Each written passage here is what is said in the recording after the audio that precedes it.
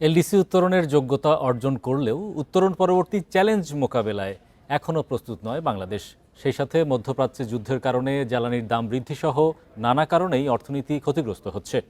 এ অবস্থায় এলডিসি উত্তরণ সম্ভব নয় বলে জানিয়েছেন অর্থ ও পরিকল্পনা মন্ত্রী। রোববার রাজধানীর এনইসি সম্মেলন কক্ষে অংশীজনদের সঙ্গে মতবিনিময়ে এসব কথা বলেন তিনি। মাথাপিছু আয়, মানব সম্পদ সূচক, অর্থনৈতিক ভঙ্গুরতা, ৩ সূচকেই ২ দফা যোগ্যতা প্রমাণ করে। ফলে ২০২১ সালেই জাতিসংঘ জানায় ২৬ সালে উন্নয়নশীল দেশের কাতারে যাবে বাংলাদেশ। এদিকে করোনা পরবর্তী কয়েক বছরে দেশে দারিদ্র্যের হার ৩.৫ ভাগ বেড়েছে।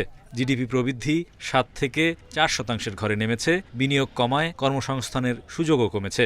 ব্যাংক খাতে খেলাপি ঋণ ছাড়িয়েছে ৩৫%, আর রাজস্ব আদায়ে গতি না আসায় সরকারের খরচ করার ঋণ পরিশোধের সক্ষমতাও কমেছে। Considerable challenges, particularly in areas critical for post-graduation resilience. টেকসই এলডিসি উত্তরণে বাংলাদেশের প্রস্তুতি নিয়ে মতবিনিময়ে অংশীজনরা বলেন, বাংলাদেশ ৯০ ভাগেরও বেশি পোশাক রপ্তানিতে বিশেষ শুল্ক সুবিধা পায়। এলডিসি উত্তরণে যা বাড়তি প্রতিযোগিতায় পড়বে। বিএনপির ম্যানিফেস্টো আমরা যদি সময় মতো, যেটা আমরা ইনশাআল্লাহ আমরা ইমপ্লিমেন্টেশন করছি, এগুলো সম্পাদন করলে যে ক্যাপাসিটি বিল্ডিংয়ের যে কথাটা আছে সেটা হয়ে যাবে। তখনই আমরা রেডি হব, তখনই গ্র্যাজুয়েশনের দিকে যাব। এই মুহূর্তে গ্র্যাজুয়েশনের দিকে যাওয়ার কোনো সুযোগ নেই।